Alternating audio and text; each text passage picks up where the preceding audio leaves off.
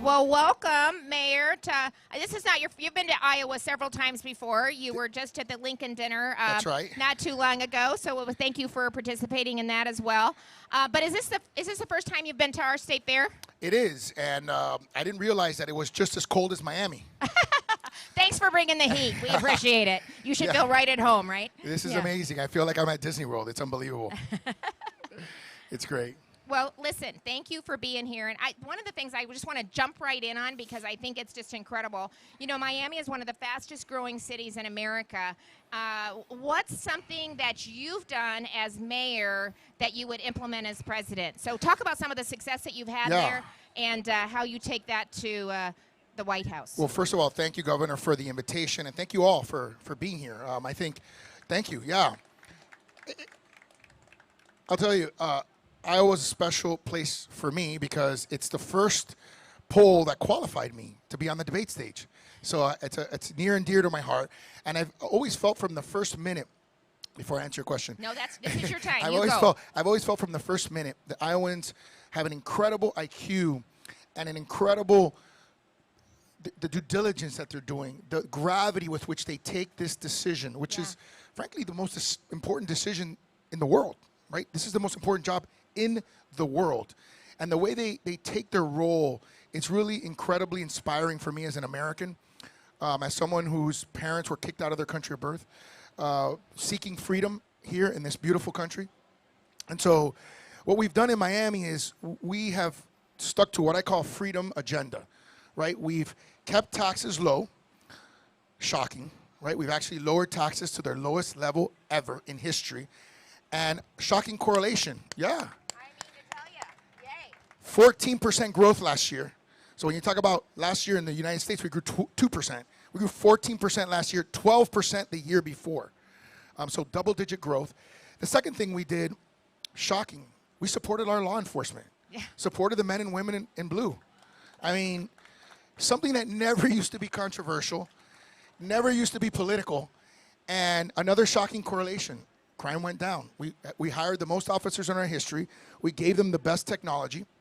And last year, we had the lowest homicide rate since 1964 per capita. This year, we're 37% below that number. To give you some context on that, Chicago, which has led the country in homicides for 11 straight years, and it's a bigger city, so I want to compare apples and apples. 700 homicides last year. This year, to date, we have 17. Incredible difference. And so we keep people safe. We keep people safe. And the last thing that we do is we lean into innovation. We believe, and I believe, and part of my reason for running for president is this fundamental belief that our future, our children's future, is not guaranteed. I have a 9-year-old and a 5-year-old. My only regret today is that they're not here. They're getting ready for school, and I know particularly my son would love it. And I can tell you that I'm, as a parent, very concerned that we are not positioning ourselves to win the generational economic battle that's before us. We're doing everything backwards. We're amassing these massive debts, which we're passing along to our children. We are not confronting China, both as an economic threat and as a national security threat. I mean, they have the audacity to now say they're going to go from a spy base in Cuba to a military training base 90 miles away from our shore. They have 80 to 90% of our advanced microchips that they make in Taiwan. If they take Taiwan, it will put us into a depression. Not only will it put us in a depression, you can kiss these things goodbye. Right. You can kiss our cars that use our technology goodbye, our weapon systems. And of course, unfortunately, they're graduating more PhDs in computer science than we are. They have more 5G than we do. And they're focusing on quantum computing to break our codes and read our emails. Do you want the Chinese reading your emails? I don't think so. I don't want them reading my emails. And you're trying to make, I think, Miami the kind of the center, a hub for technology and innovation, both. And with all of the things that you're putting in place, I can see why that's happening. But so Biden's border crisis is affecting all 50 states. We're experiencing it here. What the statistics over the last 3 months are just Really Shocking, concerning, shocking, unconscionable. You know, but it still is a little bit worse in places like Texas and Arizona and Florida. So we asked Iowans to submit some questions, and Katie from Madison County wanted to know what 3 specific actions you take to control the border. Well, I was there yesterday, and I saw the difference in intentionality from the last administration to this administration. I literally stood in a junction where the last administration's wall stopped and this administration's wall began. And to give you a sense, one of the walls was about 30 feet high, unclimbable. The other one, my 9-year-old would have had fun climbing in about 2 seconds. So I think we need to be intentional about protecting our border. We need to, instead of, you want to defund something, let's defund the 87,000 IRS agents. Why don't we defund that? And why don't we use that for Border Patrol agents? And why don't we use that for technology to make sure that our border is safe? And then the last thing is, I think we really need to designate the cartels a terrorist organization. They are flooding our streets with fentanyl.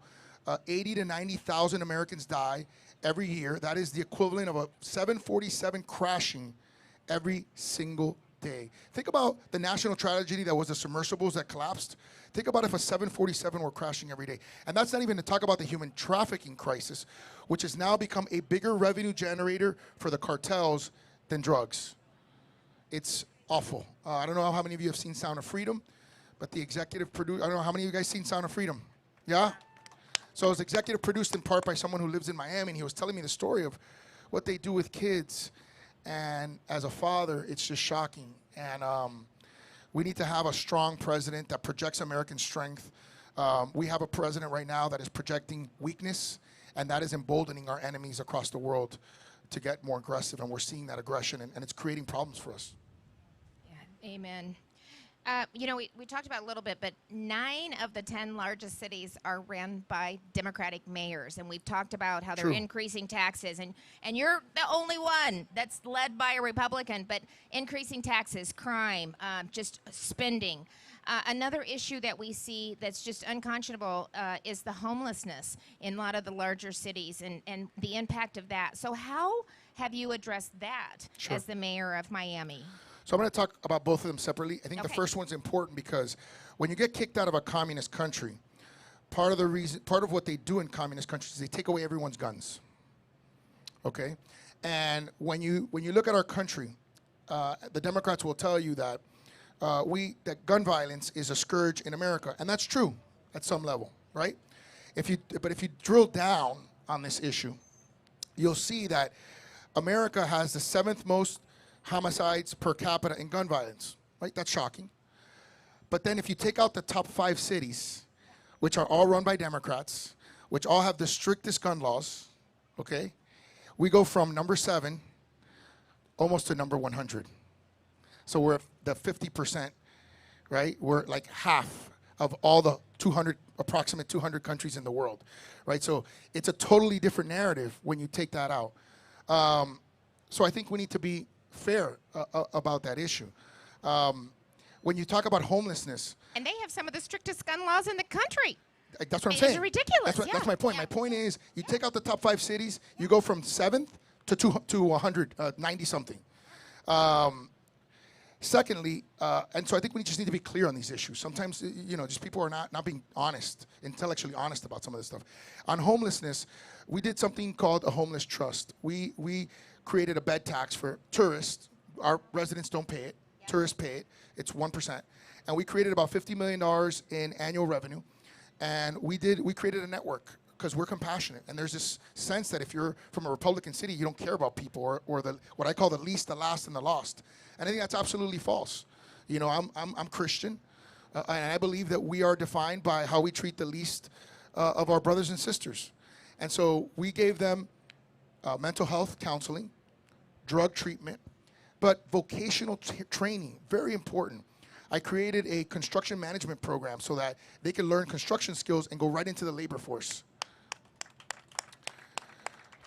We did a culinary program. We're a big, obviously, as you know, we're a big tourism city, and so we have a tremendous hospitality industry, which is a beautiful industry because it's an industry where you can start at the bottom, make it all the way to the top. She's nodding her head. Do you know what I'm talking about? My wife is in hospitality. That's why I'm so polite.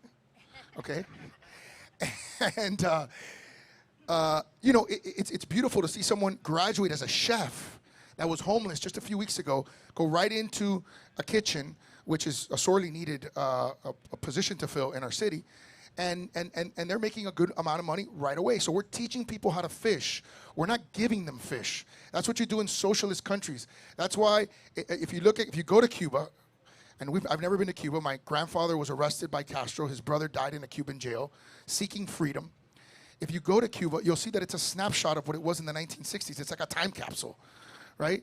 So we in this country believe in freedom. We believe in economic freedom. We believe in freedom of speech, to not be censored. We believe in the freedom to protect ourselves, right, to bear arms. And these are American, traditional American values that we have to fight for. But I think why I'm running for president is because I can present something different to the American people as a Republican, right? I believe I can get Hispanics, which are critical, by the way, regardless of who the candidate is, whoever you choose, the Hispanic vote's going to be critical because 20% of Hispanics are undecided, and that's 60 million Americans. 60 million. And our last presidential elections were decided by very, very small margins, less than 100,000 votes, right? So critical demographic. People in cities, critical demographic. When I was first elected mayor, we had lost Dade County the year before, which is about 2.8 million people. We lost it to, the former president lost it to Hillary Clinton by 30 points in 2016. Last year in the midterms, after I got reelected by 80%, we won it by 10 points, a 40-point swing. We have to do that across urban America. There's no reason why people in cities, particularly in crime-ridden cities and homeless-ridden cities, should be voting Democrat. They're not delivering. They're not delivering. And then lastly, it's unbelievable to me that a Democrat won young voters, right? I know they're giving away education, you know, like free debt. No debt. It's like fat, free fat, you know? But I mean, come on. We have such a prosperity platform to create, you know, an innovation economy. Even in agriculture, you're seeing so much innovation, right? I mean, it's such a plus for yields, carbon, whatever the case may be. You know, cleaner biofuels, et cetera. It's really beautiful to watch as an American to see this innovation creating cleaner and cheaper fuels to power our country. Well, so that was one of my questions. How do we ensure that, you know, our young people really do recognize the threat of communism and the value of democracy? And we were talking about it upstairs. How do we reach out to them? Do you get in front of them? They see a successful Republican young mayor who has experienced, his father was exiled from Cuba. But do we do a better job of telling that story? Do we get in front? What do we do? How do we fix this? I do think the leader matters because the one thing we control is what we talk about. I control what I spend my time on. And this is something that is obviously very near and dear to my heart because my family suffered greatly as a result. My dad came at 12. My mother came at 7. My dad got a full scholarship to high school, presidential scholarship to college, 2 graduate degrees from an Ivy League school, has written 9 books and speaks 5 languages. A beautiful American story, right? Didn't ask for anything, has only gratitude in his heart for this country. And I think we have to disabuse the lie of communism. And if we don't do that, I'm telling you, it's the easiest sell in politics. It's so easy to say, hey, why don't we just take from people who have more and give it to these people? It never works. It's never worked, and it's never going to work. And I think having someone that's been intimately impacted by it gives you a tremendous, and someone that happens to be young and has built an innovation economy. We're #1 in the nation in tech job growth. Think about that, Miami. And by the way, you know, people, sometimes I talk to people and say, well, it's Miami, you know, and I said, no. Miami in the 1980s was the murder capital of America. You guys remember Miami Vice, right? Now it's Miami Nice. Hey, Iowa Nice, Miami Nice, There you go. It all works. We know a little bit about that, right?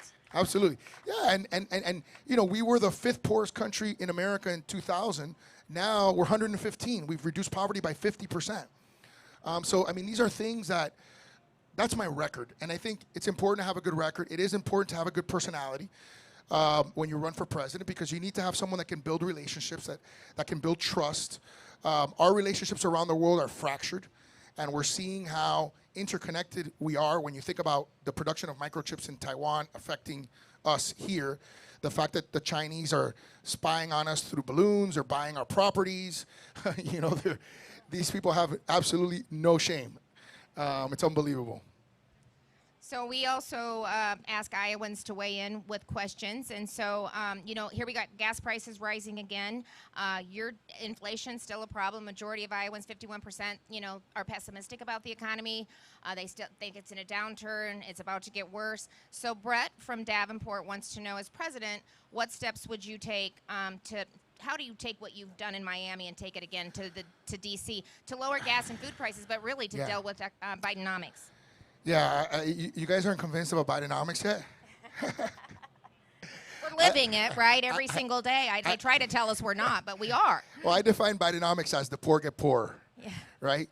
You know, Democrats are supposed to be for the poor, but I don't understand a policy where inflation goes up, so your purchasing power goes down, your dollar is actually worth less money, and then if you want to borrow money, it gets more expensive. It actually goes up. So I don't understand how that benefits the poor. Whatever economist that he's using, I certainly would fire. And whoever he's using for branding, I would fire too, because Bidenomics, Latinx, they're as unique as San Antonio tacos. Whatever the branding they're using, I would fire that branding person. That person's got to go. But I would do two things right away. The first is we need to balance our budget. We absolutely need to balance our budget. We cannot live as a U.S. government any different from how its people live. And I'll tell you, when I first got elected, we had a $115 million deficit on a $600 million budget. That is 20% expenses over income. We cut it in 1 year, and we balanced it in 1 year. Was it easy? Absolutely not. Was it painful? Absolutely. I had employees that didn't shake my hand for 2 years. It was tough. But now that they see the double-digit growth, now that we have the highest reserves in history, now that in the midst of the federal government being downgraded in its bond rating, we were upgraded to the highest rating ever by S&P, now our employees see, oh, wait a second, this guy was onto something. He understands the way the economy works. And I think it's important that as a mayor, this is very unique to my candidacy. I have public sector experience, but I also have private sector experience. If you look at the field, you're going to see people that either have a lot of public sector experience or have a lot of private sector experience. And I think the public sector people that only have public sector experience have a tendency to want to just use government to do everything, impose their ideology. The private sector people have ideas that maybe are kind of a little outlandish, right? And so they're not really based that much in reality. A person who has public sector experience and private sector experience understands how to push the envelope, right? Because you want to have good ideas. You know, you want to have ideas that are provocative at some level, but then knows how to execute them, how to implement them, how to create the sort of, the consensus that's necessary. And that's why getting elected by 85%, reelected by 80% shows that I can unify this country in a way that is desperately needed with the division that we have, which, by the way, only favors one person, our enemies. They're the only ones that love this division. I always say this, the kryptonite of democracy is division, and we're giving it to them. Yep, could not agree more. You know, COVID gave parents a front row seat into what was happening in our classrooms, and I'm proud to say in Iowa we really have emboldened parents. We've passed one of the boldest universal school choice programs in the country. Thanks for the moms and the grandmas out there and grandpas just really leaning in and expecting more, and I think that's part of the problem, that our kids really don't understand the history of this country and the values that we bring to the table. So just as president, how do you address educational freedom and the movement that we're seeing take place across this country? It's such a no-brainer. I created, it's actually starting now in August. I don't know, Sol, if you know the exact date that the Miami Tech Charter School is starting. August 21st, we begin our first city-based tech charter school. And so students in Miami will be able to go to school for free at that school of their choice, and they're going to be able to graduate. We're doing it in conjunction with our community college, which is the largest community college in the country. So they're going to graduate high school for free with an associate's degree in a tech field, which is, of course, the growing sector of our economy. Our economy is expected or projected to grow over 15% of the GDP being digital jobs. So we have to prepare our youth for those jobs. Those are high-paying jobs. We're number one in wage growth in the country. And so we believe in educational disruption. Yep. I can tell you that the other thing we did was we set up a bank account that I funded for every kindergartner in my city to teach them financial literacy, teach them how to save money for them and their parents. We brought them through the program. And then we focused on 2 scholarships for universities, for Pell Grant recipients. And I went out to the private sector. You'll appreciate this, Governor, because one of the things that we do is we run what I call the corporation, which is the government. But we're also conveners. We're ideators. We create ideas. Yep. We convene people. Yep. We create initiatives that are oftentimes funded by the private sector. Right. So I went out to the private sector, and I got 2 scholarships fully funded by the private sector, a little bit of government funding, like 1/11 of the total. And one of them was for Pell Grant recipient kids in my city, the poorest kids in the city that are eligible for Pell Grants. If they want to get a STEM degree, they go to college for free. Not debt forgiveness. They earned it. They go to college for free. And the same for the first in family. If they're the first in their family to go to college and they have a Pell Grant recipient, they go to college for free. We raise the money in the private sector to do that. Excellent. Good job, honestly. Okay, so we're going to do the fast 3, and then we're going to give you the final question, and then we're going to let you get down there and interact with some of the Iowans. But, okay, give me one funny campaign moment on the campaign trail. I don't know if it's funny or, sort of shocking. I didn't realize what an advantage it was not to have a private plane. Yes. I can tell you, I was at an event, and somebody spoke before me, and I saw them leaving. I'm not going to say what candidate it was, with this nice bus with their picture on it. And they left the event, and I realized that they were going to be home that night. I had to sleep here, and I didn't get home until 10 p.m. the following day. So I think it's, it's just interesting how this process plays out and the things you learn in the process of how to be efficient. So along the way, right? Along the way. Right. Okay. Absolutely. I don't know how long you've been at the fair, but if you've had any food, what's been your favorite fair food, or what are you looking forward to having? I am looking forward to having the corn dog. I'm sorry. Woo! Nope. It's a favorite. You can't hardly leave without having one. It is, and I'm a fan, and I don't know. It's just, it is what it is. I know. I told him I'll work out later tonight. There we go. And you're going to get a lot of exercise, believe me. For sure. Okay, what's your favorite walkout song? Oh, My Part of Town. Okay. Yes. It's a good one. Alrighty, we might get to Either hear it in a that few or minutes. Where the Streets Have No Name from U2. Okay. Yeah, Where the Streets Have No Name. I think that was better. Okay, so final question. As I travel the state, Iowans tell me they're looking for a leader that will stand up for the American people. They'll stand up for this country and really our freedom, who have the moral conviction to do the right thing, like when it's hard, when it's not easy, that has a vision and resolve to deliver starting day one. But most importantly, they say, we gotta have somebody that can win. We need to put a Republican in the White House in 2024. So can you tell those of us that have joined us today why you're that person? Look, I have absolutely no doubt that I would be an impossible candidate for the Democrats to beat, because I attack 3 core constituencies that if they were to lose, they would lose the election by a landslide. I mean, it would be like an incredible, electoral college victory. If we could win Hispanics, if we could win urban voters, which I've done already in my community, and young voters, it's game over. There isn't a place in the United States where Democrats can win. I've already done that and proven that I have a track record of connecting with those voters. And I think also we've got to think about where the country's going.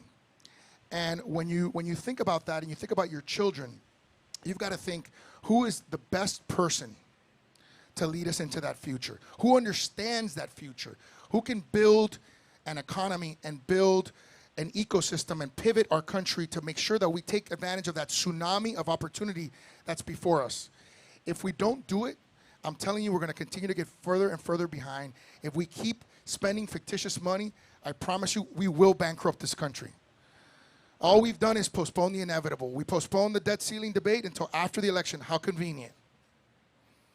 How convenient. And so the next president, by the way, which is exactly what happened to me when I became mayor. I became mayor, and like I said, we had cut $100 million from our budget. We got sued 12 out of 13 lawsuits we won. We lost the 13th lawsuit, and we had that liability that was $100 million became $700 million. And I went to my employees and I said, I didn't lie to you. 8 years ago when I told you we weren't going to raise taxes and we had to cut expenses. I'm not going to lie to you now. If you bankrupt the city now, when we've just grown 10%, it's over for you. And we settled it at 18 cents on the dollar over time. And we saved the city, and now we have the best financial position. So you need someone who can negotiate. You need someone who has the right personality. You need someone that has the right vision and a track record of success, and I embody all those qualities. Thank you. Thank you so much. Give him a big round of applause for Mayor Suarez. Thank you for coming to Iowa. We appreciate it.